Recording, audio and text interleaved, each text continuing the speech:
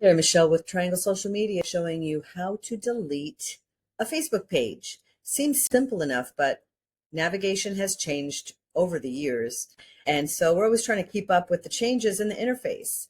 So let's guide you through if you have a redundant or not active, things change, and you just need to delete a page. So let's click on the top right. Now, this is assuming you're switched into the page. So you're logged into Facebook as your business, not as your personal profile.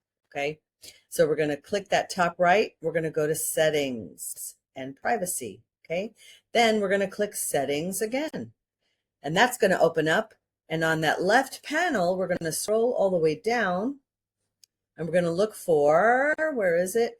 Access and control. There we go. Tap that. And here you are. You can deactivate it, unpublish it, which is temporary, or you can fully delete it. So read the descriptions to know that you're doing the thing that matches your needs. Continue. And you can, at this point, download information and content that you have on the page or transfer it.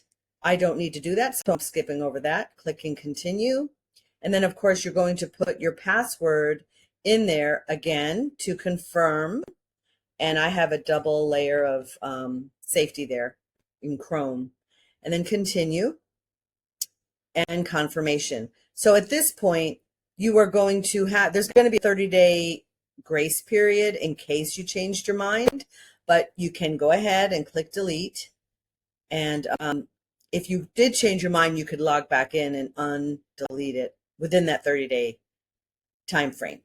That's pretty much it. I hope that was helpful. If you have any questions about Facebook in particular, feel free to reach out. Michelle with Triangle Social Media. There's my business page, and I would be happy to help answer any questions. Have a great day.